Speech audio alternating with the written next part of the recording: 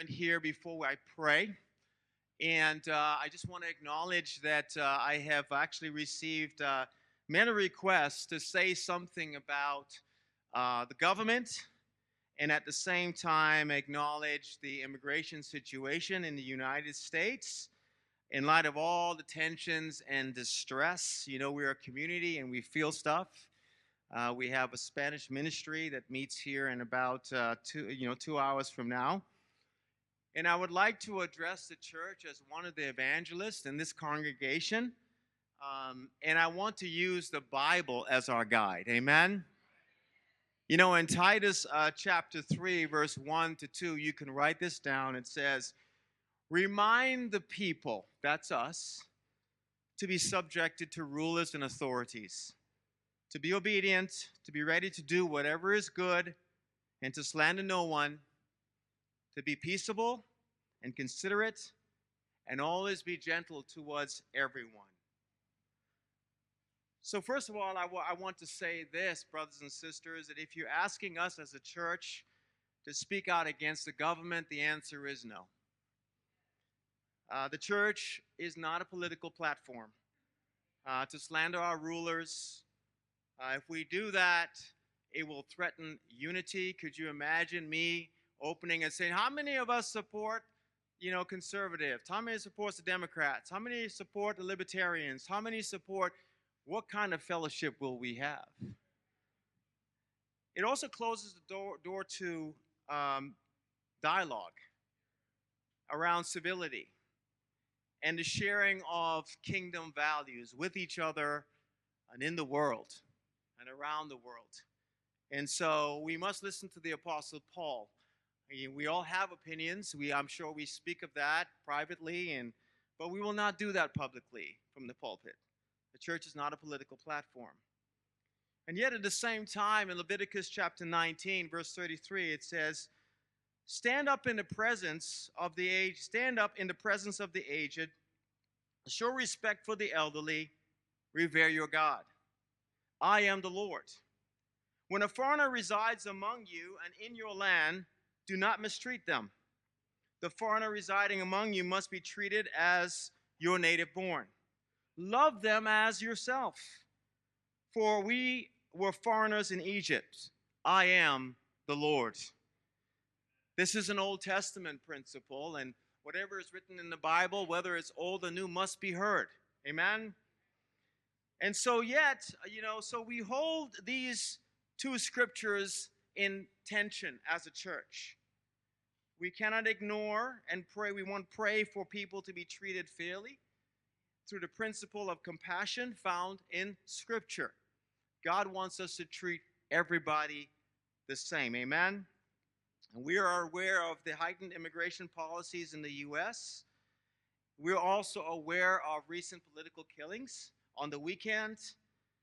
And I know that several of you, many of us, all of us are feeling distressed about it. But we're not going to pick sides. What we can do, according to the Bible, is that we can pray for those in authority, that they will live peaceful lives in godliness. And we can also remember, on the other hand, we want to pray to help those, who are in distressed situations because of the immigration policies, for a fair due process. We want to have a posture of compassion towards others. We are Christians, amen? And we do not take those sides. We espouse kingdom values. And so in light of that, I wanted to take a little bit more time just to speak on that. What are you saying, Richard? No, we will not make this a political platform. Yet at the same time, we must be Christ-centered. And we must remember these scriptures. And we hold this rightly so in tension with each other. I believe that's what God wants of us to this very day. Amen? And so in light of that, I wanted to I took a little bit longer. I was actually, someone else was going to do the welcome, but I thought, I think it's time to address it. And I think it's the right thing to do, right? I hear 4 or 5 people, 6, 7, 8, 9, 10 talk about it. I thought, you know what? I need to talk about it. We need to talk about it as a family. You can also, and you can do a study on your own as well. But this is where I stand, it's my convictions, and I believe this is what the Bible teaches as well. Okay, and so we're going to pray, and we're going to use Psalm 2. And Psalm 2 is actually, well, it was prayed in the book of Acts, actually, after, they were, being persecuted. I think it's Acts 4. And but it comes out of Psalm 2. And the appeal of the psalmist is for God in his sovereignty to move among the nations and make the world full of Christ. And that's what I dream of. I want that so bad for the world. Because I know that when the world is full of Christ, like truly following Jesus, it becomes a better place. I've seen it in the 30-something years I've been doing ministry, and that's why I believe in the gospel. So, Psalm 2, well, I'm just going to read it, and then we're going to pray, and then we're going to move on to the rest of the service. Amen? Why do the nations conspire, and the people plot in vain? The kings of the earth rise up, and the rulers band together against the Lord, against the anointed ones, saying, let us break their chains and throw off their shackles. The one enthroned in heaven laughs. The Lord scoffs at them. He rebukes them in his anger and terrifies them in his wrath, saying, I have installed my king on Zion, my holy mountain. I will proclaim the Lord's decree. He said to me, you are my son. Today I become your father. And I will make the nations your inheritance, the ends of the earth your possession.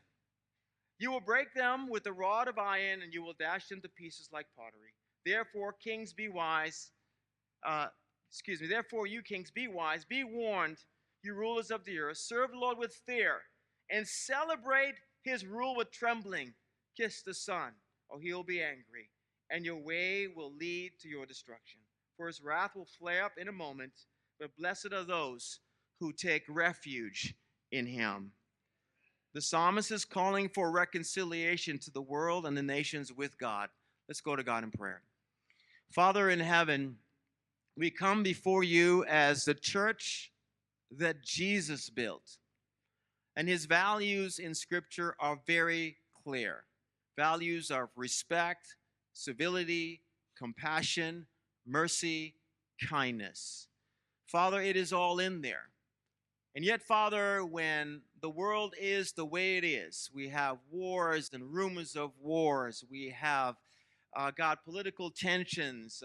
Father, we have nations against nations and races against races. God, we feel it. Father, it flows through us as a congregation. We cry, we pray, we feel frustrated. So we look to Jesus, and we look to the King on the throne. And God, we ask you, please, as a church, give us wisdom and understanding how to navigate times like this. Father, you hold the rulers in your hands. And Father, you direct them wherever they please. God, have mercy. Have mercy on all men. Have mercy on those who are in distress. Father, have mercy on those who are seeking a relationship with you. Have mercy on us in those moments, Father, when we have those dark thoughts, when we have those unloving thoughts.